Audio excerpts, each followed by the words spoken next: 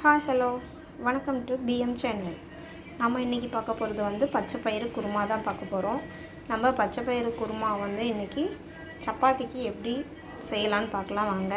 அதுக்கு நான் முதல் நாளே வந்து ஒரு கப் அளவுக்கு பச்சை பயிறு எடுத்து ஊற வச்சு அதை முளைக்கட்டி வச்சுக்கிட்டேன். பார்த்திங்கனாலே தெரியும் நல்லா அழகாக. இதை அப்படியே பச்சையாக சாப்பிட்டாலும் உடம்புக்கு அவ்வளோ நல்லது. ஆனால் குழந்தைங்க கண்டிப்பாக இதை அப்படியே சாப்பிட மாட்டாங்க. வாங்க இப்போ இதை வந்து ஒரு குக்கரில் சேர்த்து ஒரு 4 விசில் மட்டும் விட்டு எடுத்துக்கலாம். தேவையான அளவு தண்ணி போட்டுக்கோ.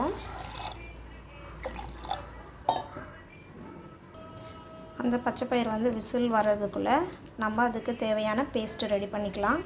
நான் வந்து அரை வெங்காயம், ஒரு தக்காளி, கொஞ்சமாக கொத்தமல்லி, 2 பச்சை மிளகா, தேங்காய் கொஞ்சமாக தான் சேர்த்துருக்கேன்.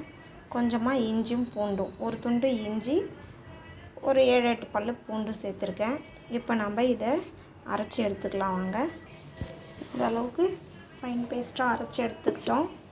இப்போ நம்ம இதுக்கு தேவையான பொருளை பார்த்துக்கலாம். கொஞ்சமாக லவங்கப்பட்டை தழை, கொஞ்சமாக கடற்பாசி, ஒரு ஏலக்காய், சோம்பு, ஒரு பிடி கருவேப்பிலை, கடலைப்பருப்பு, ஒரு வெங்காயத்தை நான் சின்னதாக கட் பண்ணி வச்சுருக்கேன், ஒரு தக்காளி, மஞ்சத்தூள் கொஞ்சம். நம்ம வானல் வச்சு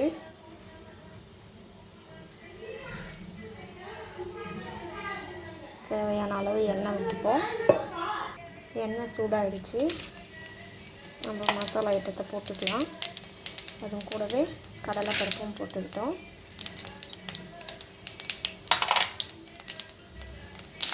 அதெல்லாம் வந்து வெங்காயத்தை போட்டுக்கிட்டோம். வெங்காயம் நல்லா பொன்னிறமாக வறுந்து வரணும். அது எடுத்து வதக்குவோம். கருவேப்பிலையை சேர்த்துப்போம். வெங்காயம் நல்லா வதங்கிடுச்சு. இப்போ தக்காளியை சேர்த்துப்போம். கொஞ்சமாக உப்பு சேர்த்துக்கிறேன்.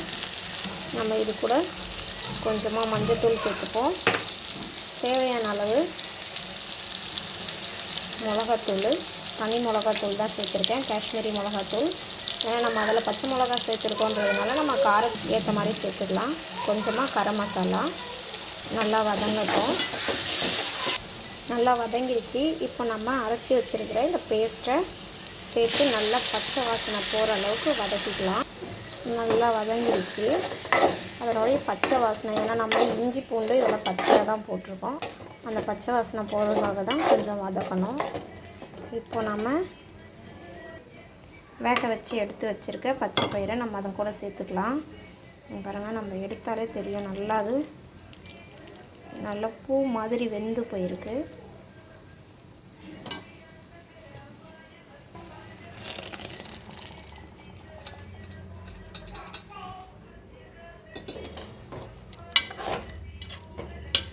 இப்போ நம்ம இது கூட உப்பு பார்த்துட்டு தேவையான அளவு உப்பு சேர்த்துக்கலாம். இது அப்படியே கொஞ்சம் நேரம் மீடியம் ஃப்ளேம்லேயே வச்சு கொதிக்கணும். அப்போ தான் அந்த எண்ணெய் பிரிஞ்சு வரும். ரொம்ப நேரம் வேகணும்னு தேவையில்லை. ஏன்னா பயிர் வந்து நம்ம ஏற்கனவே குக்கரில் விசில் விட்டு தான் எடுத்துருக்கோம். நல்லா கொதித்து வருது. நீங்கள் பார்த்தீங்கன்னா தெரியும் இதில் அந்த எண்ணெய் பிரிஞ்சு வர்றது.